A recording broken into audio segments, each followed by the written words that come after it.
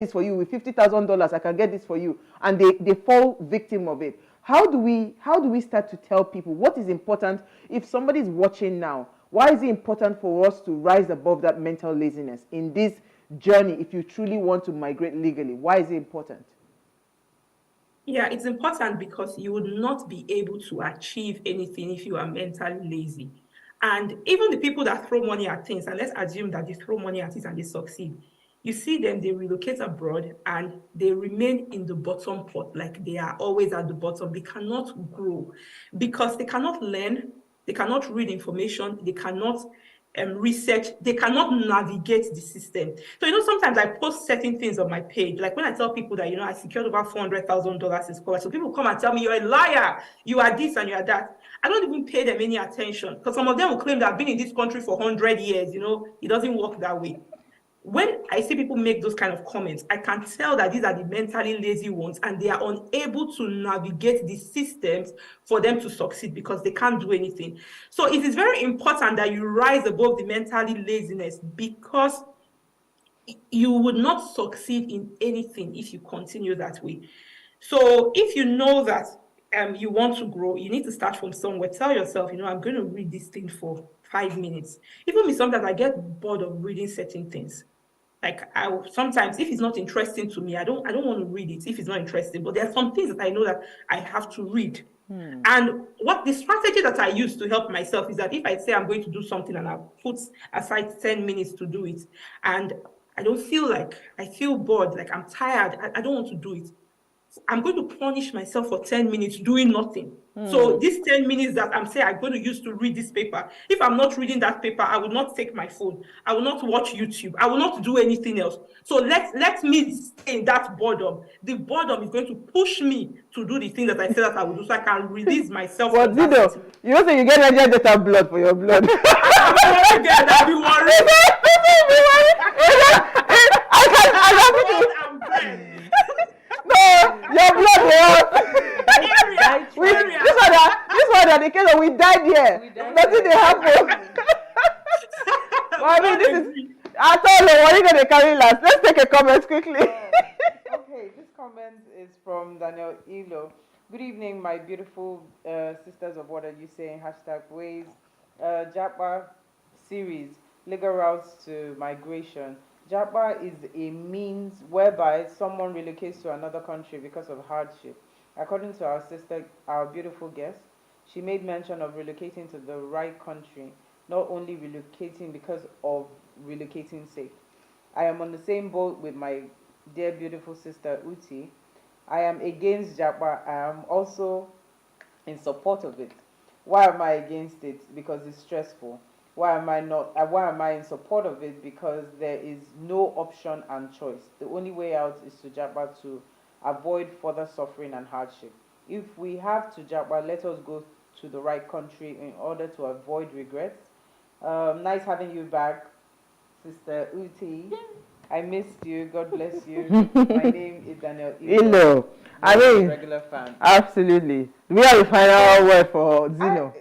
I haven't said much. Oh, yeah, quickly. Yeah. Last time we spoke about it, and it was very passionate from the angle we. Yeah. But Zeno has put too much light into this. I'm telling you. It's brought a glaring light to a whole different new perspective of relocation through scholarships, and even in scholarships is also a different type of scholarship. Absolutely. Which means that you have to be ready to do the work. A lot of because things. It seems like there's a lot of work in it.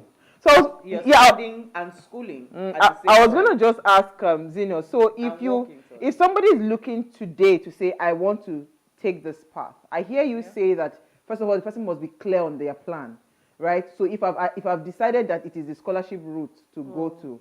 So how do they begin to search for? Because in fact, they should go to your page. Go and look for it. Going to say. See, Zeno has so many things. Your research on I'm telling you. You just are never ready. Once I'm ready, I'll come for you. I'll send you a DM. If there's anything, I'd like to even give an idea of the cost. No, it's not even the cost right now. It's even how to. So what are the best places? Because I know you always drop those lists.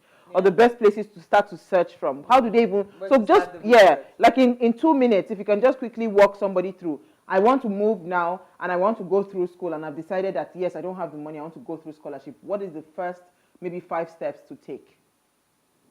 Okay, so the first step to take is for you to decide where you want to study based on your unique situation. These days, many people are going to Canada. Canada is a good country if you are looking to like become a permanent resident and a citizen fast. Like for me, it took me like 4 to 5 years to become a citizen. So if you are looking for funding, you have third class, like any grades, especially people that have low grades, third class, second class, lower, you should be looking at US. The opportunities in the US in terms of funding is like a bottomless pit because there are lots of universities there and there's a lot of money in that country. So you should be looking at the US. You want to relocate fast, like, okay, you know, I'm giving myself like 6 months. I want to have left this country in 6 months. Go to UK, but you should hold your money to fund it. So go to UK, you're going to relocate fast. So again, you need to first of all decide where you're going to. Then secondly, you need to decide how you're going to fund it. It's very important. It comes first before doing any application. How are you going to fund it? If you're going to fund with scholarship, even within funding with scholarship, different scholarship has different ways. Some will tell you, get admission first before you come and apply for the scholarship. But there are certain schools where you must get this admission for you to be eligible to apply for this scholarship. So it now means that you need to know that, okay, I'm applying for this scholarship. Then you go and check the list of schools there, go and apply for admission in that school, get the admission, come back and apply for the scholarship. The same thing applies to loans. There are organizations abroad that give loans, study loans to international students. The way it is where they say if you are a British citizen or if you are a Canadian citizen, you can apply for government loans and you'll be paying small. They have those organizations that give to international students where they spread the payment over 10 years. So even when you're applying for loans, this loan organization, they partner with certain schools too. So you must go and get admission in that school first, come back and apply for the loan.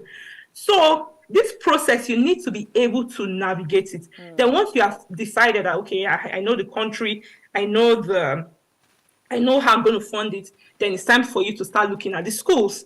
So you start looking for schools. Look for schools that have the kind of program that you want to do. So what program do you want to do? I tell people to keep an open mind. Like, don't restrict yourself to say it must be this program or it must be this country.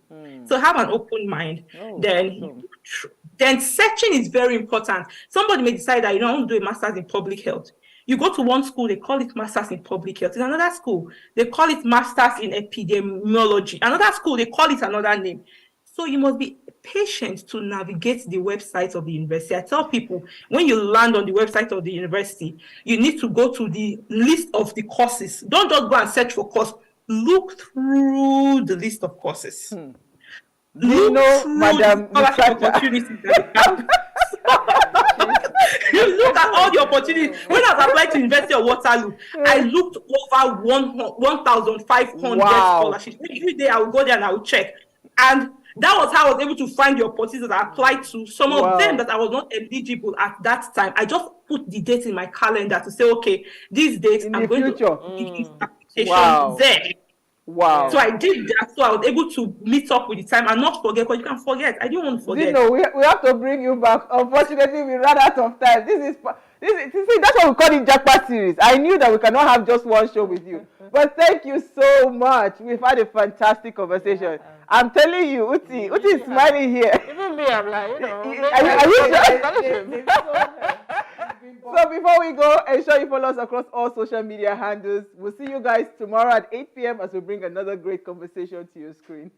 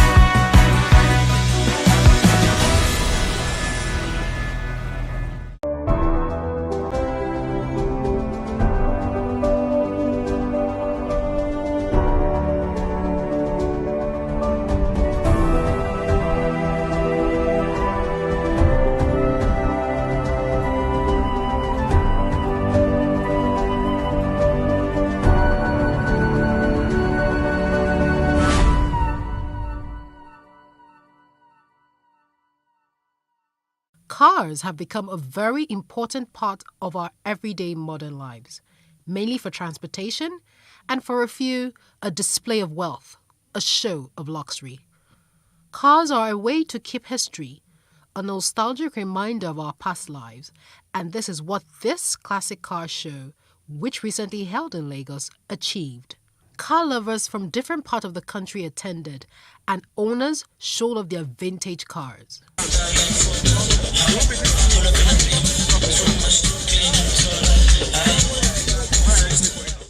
Some of the car owners tell us of how their love for vintage cars began. This is a 1966 Mustang Shelby Cobra, and I've had it for about 7 years now. So it was handed over. So I had a family who had it for 50 plus years. So they wanted to sell it, and I got it from them. When you drive these cars, you have to be attentive to what you're doing. When you drive a car that you can put a cruise control, you tend to get reckless. Now you have to be very attentive because you have to be sure what you're doing. You have to be in control to drive the car versus I can push a button and the car drives by itself. So, but I've always been into them. I mean, I drive the newer ones, but I've always wanted something like this. I've always had them.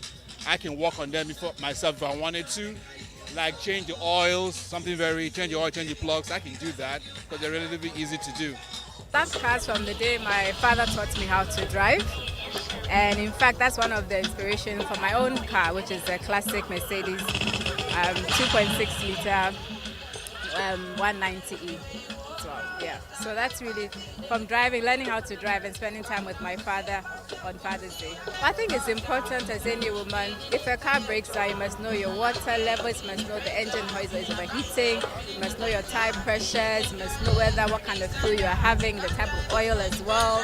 So those things are quite important. You must be able to listen to the engine, car, things like that. I generally liked cars as a whole from when I was young, and I think there's something about classic cars that's just of a particular look, of a particular date, for me in particular, that is so attractive.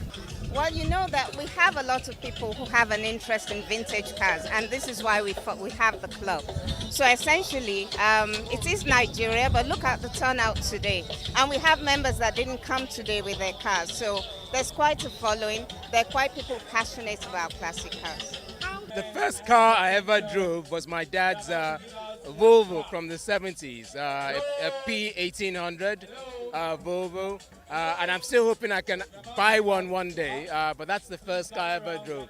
When I say drove, the car wouldn't start one morning. We're living in Europe. The car wouldn't start. So he had me sit in it. So he and my elder brother, who had more muscles, could push. And he just showed me how to work the legs to jump start it once we had some momentum. So I always tell people that's the first car I ever drove. Apart from the classic car owners, we met a Nigerian car designer who built his own Nigerian brand car called Twim Custom Cars Nigeria. We started pimping cars since 1984. We were concentrating on the Santanas, the VW Santana cars. And we did a lot of those until they took the factory to China, then we had to stop. That was the last car we customized or that we launched was 30 years ago, the Twintana Z1. Well, it's not easy to own your own car brand. Our cars are based on the Volvo XC90. The organizers emphasized the importance of the event. We'll be seeing people coming all day. It's a family event. Kids have brought their fathers out to celebrate Father's Day with them. I have a friend who brought her dad. He's an elderly statesman at this point. She brought him out to come and enjoy this event with us. If you look at it, classic cars are a way to keep history, especially as every car has a story. I think you're spot on. Otherwise, none of these cars. You have people still chopping cars up and shipping them out as scrap metal, you know. But if you preserve them, you have cars from this is a 1953 Buick here. There's a Chevy from 1955, a Morris from 1964, my MG's from 1977. It's 46 years old now. So we are preserving history. We hope classic car shows like this evolve to educational forums for families and schools. And who knows, it might just lead eventually to Nigeria's first car museum. Fumi Unajefe, reporting for Plus TV Africa.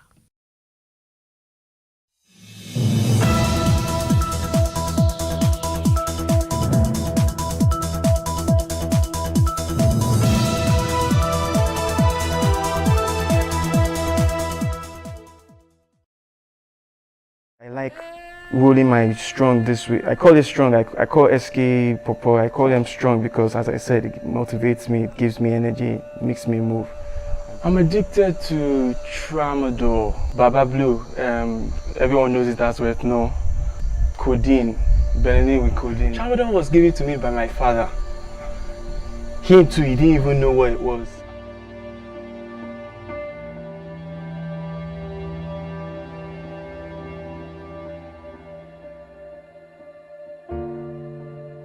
My name is Tunde Smith. I'm a drug addict, and well, I'm here to tell you my story about drugs.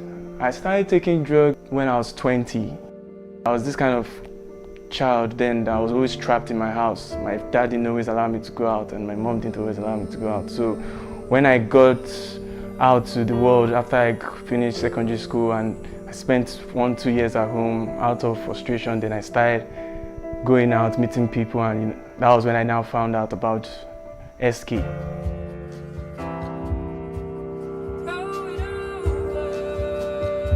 That's the street name outside.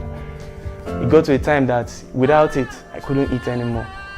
I was very, very much fatter than this, but I guess it's drugs that did this to me because I lost my appetite. I didn't know how to get it first of all. It was always a friend that always bought it for me. So when he was not around, when he had to go to school, leaving only me around, I had to wait for a while before I could find my way to get into the Zanga zone and get the drug, you understand? So it was very, very hard for me to hold on to it, saying, okay, fine, I won't take this thing for a long period of time. But when I had the chance to take it, I took it excessively. I took it like there was no tomorrow. I took it like that was the last one that was on earth, just to make me feel good. I won't say I'm proud to say I'm a drug addict, but well, I guess I found myself here and I have to actually tell myself the truth. So yes, I am a drug addict. I steal money from my mom, I steal money from my dad. I just try my best to get a shot of it a day at least. My curiosity always got the best of me when it came to drugs. So I moved on from just taking SK to taking other ones. And it got to a point in time I tuned into hard drugs. So I was taking all of them together. I would take Tramadol, I would take Ruchi, I would take all those kind of stuff. I would take them, just know what this does and what this does. All those kind of drugs, they're very, very easy to get. All you can do is just go down to the pharmacy and just ask for it. You don't need prescriptions, you don't need anything. You just go there, you get it. Hard drugs like that, I call it hard because of what it does when you take a large amount of it, because the feeling it gives and everything like that. And it's so easy to get. It's like just to walk down the park and you get it, so easy. Psychologists receive phone calls day and night from addicts who want to give up drugs. Every 2 calls is about one particular medicine, Tramadol. Parents shouldn't give their children medications containing the narcotics codeine or Tramadol. Tramadol was given to me by my father. Him too, he didn't even know what it was. When I don't take it, it makes me feel like the whole world is on top of me. It makes me feel like I am nothing.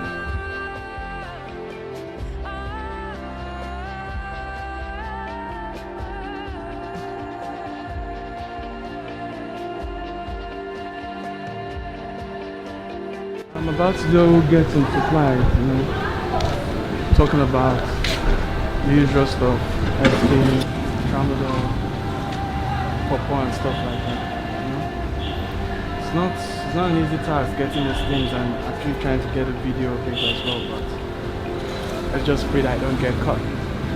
But I just want to show you how easy it is to get these things at no extra cost.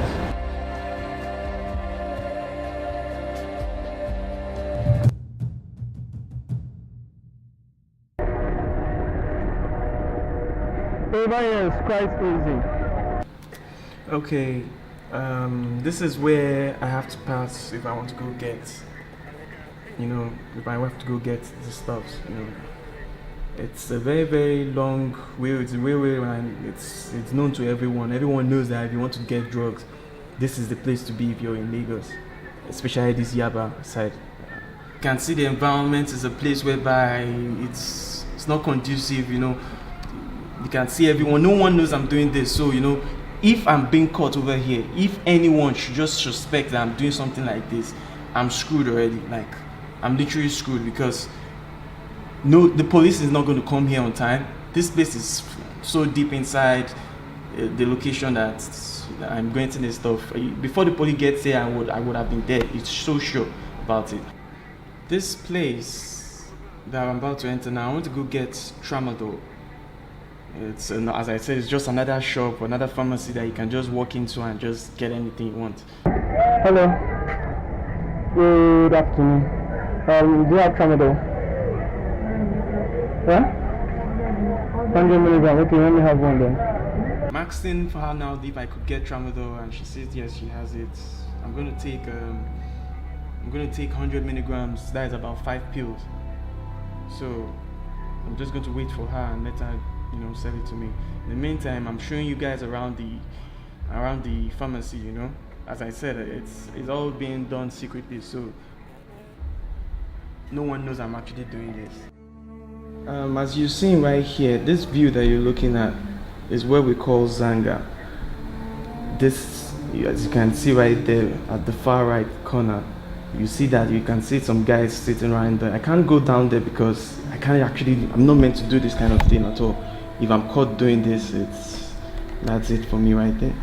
But as you can see over there now, you can see those guys seated right there. Those are those people that like take drugs. They're always there. This is where you can do anything you want. In fact, this place that you're looking at right here, it's not even on the Lagos State map. This place doesn't exist at all. This place is like it's meant to be a canal. There's a canal over there. That's where you see the bushes right at this corner after this house. There's a canal that passes through that side. So all of this place is meant to be like a gutter, you know. But you know, you can see houses everywhere. Everyone just trying to survive. Over this place that you're looking at, the guy that you're seeing over there, that's actually the dealer. Because he sees me standing here for so long, he's like wondering what's up. Like, he wants to come and meet me, but I'm just like giving him the signals not to come yet, because I don't really want anybody to see me doing this. That's it for me.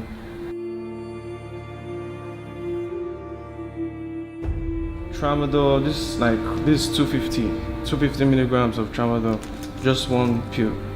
You have some people that take 2 sometimes when you really want to get high. Then this one is the normal one, the ones that you get like anywhere on the streets. Anywhere you go, you can just ask anyone and you get it. This is 100 milligrams.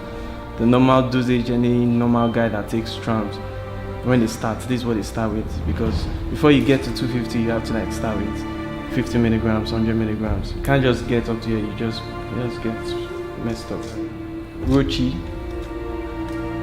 This is Rochi. This one you take, this is 100 milligrams. Yeah, this is 100 milligrams, just one pill. Just one pill of this, and you're good to go.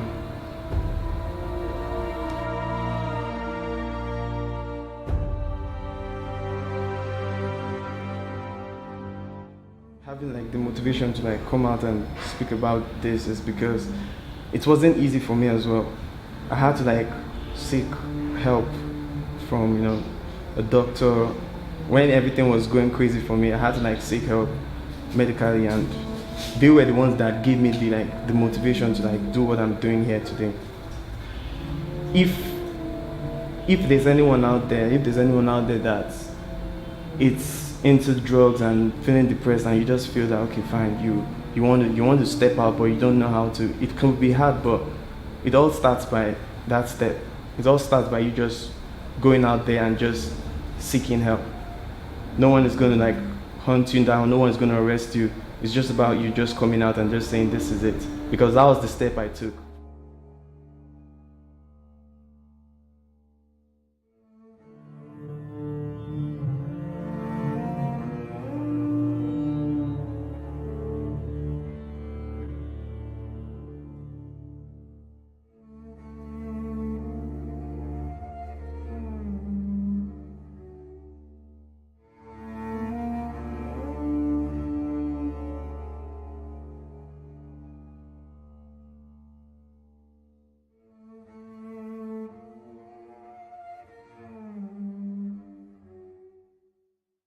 Slick City Empire.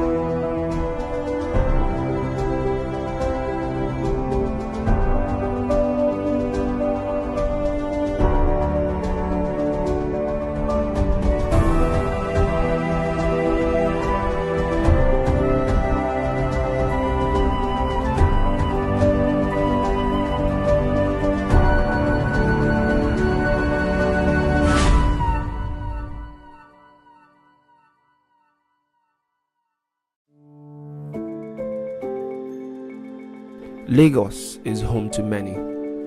But before you think of making Lagos your home, I'm sure you must have heard things about housing in Lagos. Things like housing is expensive, how landlords are gender and tribe biased. Different stories really ranging from funny to just sheer unbelievable. The house rent is too expensive. It's double times two. You know, some landlord, they can be something else. So many funny rules that you just begin to wonder, like, what is going on?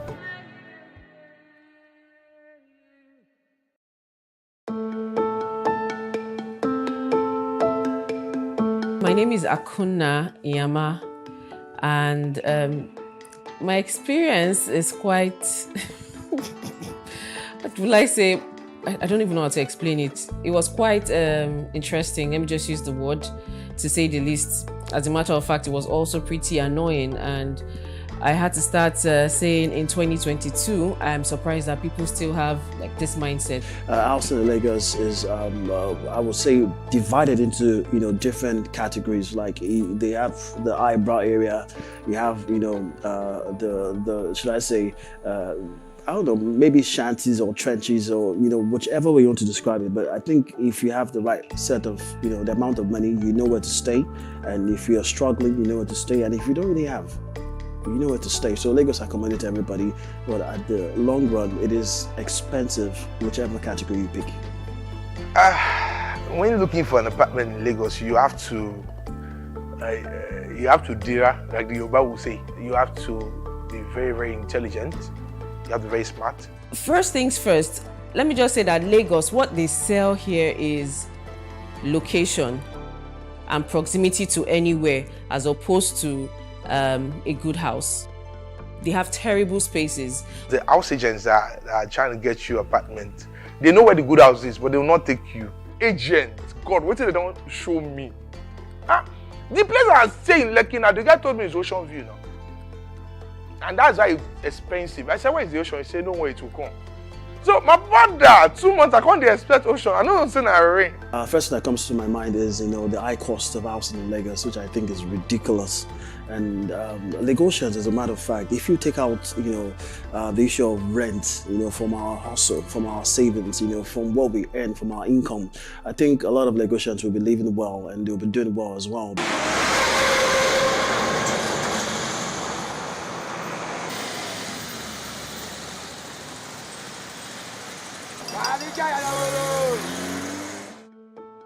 The house rent is too expensive. It's double times two. But I'm not blaming the landlord. The materials are too expensive. The house we are paying for 100,000 now is 200,000-300,000. Landlord themselves are human beings. The cost of all the materials very, very expensive these days. And what would you expect if you have to be in their shoes? You surely increase the what is it called? The rents. See, make an even like give now. They are overrated. I don't know why they're so expensive like that. See, a house you can get for like 1.something million in Lagos. You can get it for like 400 and 500 and something thousand in Delta State and other parts of the country. But I don't know why it's so high in Lagos. I don't see the hype. I don't understand. A bag of cement is going at about 4,800. So you don't expect landlord when things are from here to Alausa used to be 100 naira, but now it's 300 naira. So you don't expect a landlord that will not put a rent in his house. Maybe that landlord depends on the house rent. So things are going up. But what I'm pleading for a landlord, if they are increasing their house rent, they should think about a way so it can favor the tenant. Because the tenant too, they are receiving the same punishment. Like you may pay this year so amount, next year landlord will just come up without any pre-information. Will not tell you that I rent this year so amount. And you know it's a business. You have to plan yourself well so that it will not affect you. Some of them are professional about it because like my own landlord, if he wants to do anything like that, he gets to us through his lawyer, through his legal department, and they send letter prior to that if they want to do any increment. So they don't just come suddenly and say they want to increase rent.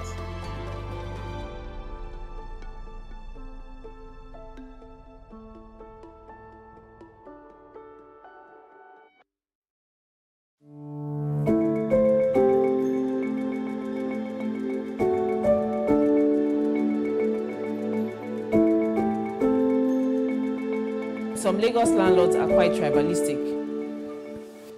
and they are particularly tribalistic towards Igbo people.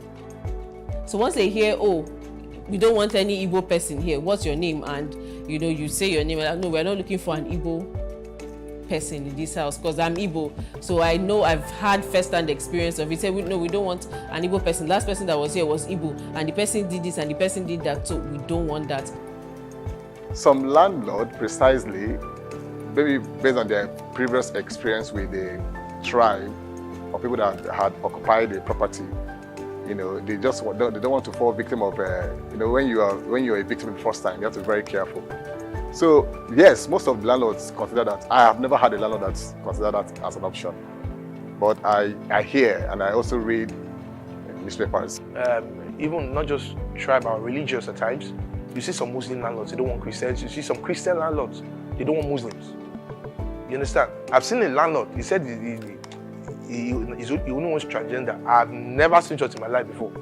You understand? So I think tribalism occurs because landlords at times, they feel they can relate with tenants better when they speak the same dialect. So many funny rules that you just begin to wonder, like, what is going on? Like, you have visitors on certain type of days. If you are single, you're not allowed to bring women. If you're a single lady, you're not allowed to bring men. You know, it has to be one particular person. I don't understand. Like, who gives such a rule? How do you tell a lady, she's looking for a husband. She needs suitors. And you're telling her to stick with one. Because of what? Because she lives in your apartment. Or in some cases, they'll tell you a lady has to be married before an apartment can be given to them. On one of my ordeals, I was like, okay, I'm looking for a place. I spoke to an agent and he was like, Dante, sorry, how old are you? I said, why? That's a personal question. Why are you asking me my age? He said that because the landlord said he doesn't want any single lady. If he wants any single person, say he can even maybe take a single guy. The reason why houses are expensive, I would say, number one, because of greed of some landlords. Agents. Agent. Because if you get an house of 2 million naira now, you pay agency of 200K. And the guy's friend, probably the agent's friend, just gave out an apartment of 5 million naira. His commission, agency fee, 10% is 500K. You can see. So at times, agents will convince landlords that, this house is too fine for 2.5 million. It's too fine. You're supposed to bring it. See, they will convince landlord, I can get someone that will pay 4 million for this place. It's not like they're trying to do the landlord a favor. They're trying to do themselves that increment of agency. The reason why there's high cost of houses there in Lagos is a lot of factors. One is inflation. You know, like a normal developer will say, every day the cost of materials increase. Like if he buys rods of, let's say, 5 naira today, by the time he goes to market next week, it's about 20 naira. So imagine you're trying to get an apartment of 400,000 and the agents are telling you that, okay, for the house of 400,000, you're going to pay agency and agreement 100,000, you're going to pay commission 100,000, and then you pay caution 100,000, and then you pay service charge maybe 75,000. How much is that? That's already 375,000 on top of a house of 400,000. So these are the issues that one basically faces in Lagos State. Lagos, as home to all, must indeed house all.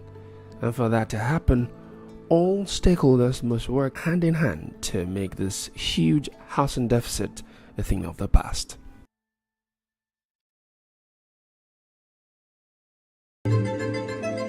Nigeria, by extension, Africa, is faced with a lot of challenges.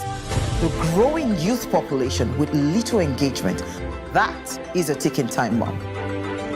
We are a blessed people with diverse culture and highly cerebral minds who have a lot to say. And yes, we are talking. It is important we drive the right conversation that informs, inspires, influences thoughts and action.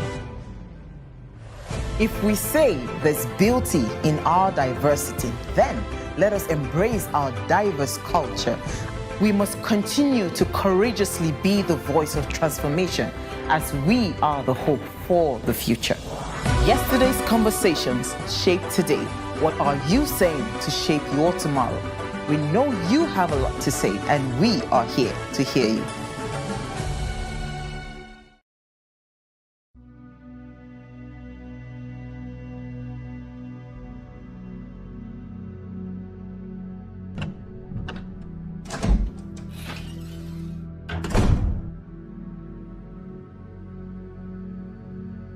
How long were you going to live in denial? Suppressing what was right in front of you all these years. You have to understand. I was all he ever had. Besides, he had a troubled childhood, and he stole mine. When little girls were being little girls, I was a slave in my own home. Broken and afraid, right in the place where I was supposed to feel safe. I kept you safe.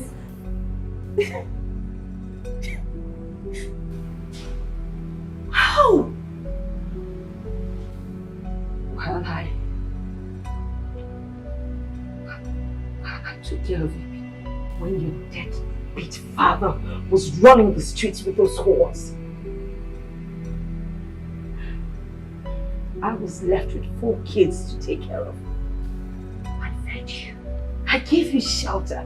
I clothed you and I paid your fees. My back was on the ground like a horse day and night. Your brother raped me. Operation. He did. He did, and you know it. I said, you know this. He cannot do that. For 5 miserable years, right under your nose. You were supposed to protect me, and I came to you. I did, and you called me a little liar, said I should be ashamed of myself, and I have carried that shame all my life. I was the child. You were my mother, and you did nothing. He is not perfect. No one is. You're not. I am not. But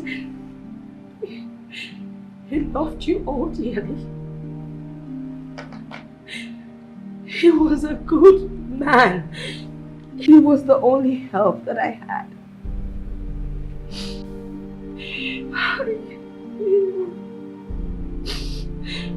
He took you to school. He cooked. He cleaned. He did everything. Oh God, the crap, Mom. Cut it off. You were a child. And you know, those days, you were something else. You had this wild imagination, and I figured it was all coming from. I can't believe you. I can't believe you're sitting here trying to rationalize and make excuses for that predator and for failing as a mother. You ungrateful child. After all I went through for you, you then sit there and chastise me? Do you know what I went through? Do you? The mental torture, the physical and emotional abuse that I had to endure. Oh, you think you're the only one that went through dark times? And before me, they all did it. They never let out the secret. They were there. They forgave. They forgot. They bore the pain for their children and family. We were never a family, Mom. We weren't a family. We were broken. You should have taken us. You should have run as fast and as far as your legs could carry you. We would have been better off on the streets than in that house. But you were weak. And we had to pay the price. Everything is not always black and white. You women of this generation with your modern day ideologies and feminism. All you want to do is talk about everything. Let me tell you, we paid the price for you.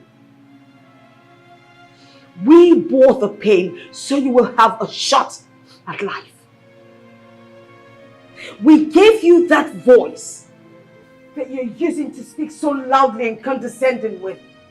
So you don't sit there and judge me. You failed. Okay? And it's fine. It's okay to admit it. You failed.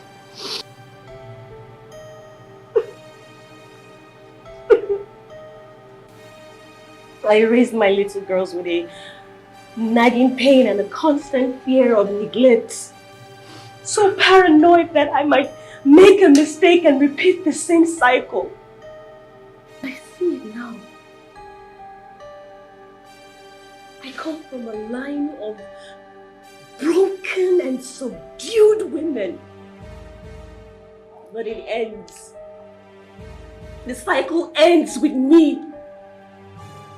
No more.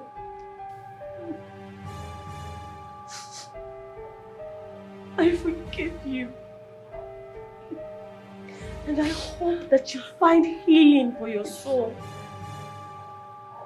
as I do mine.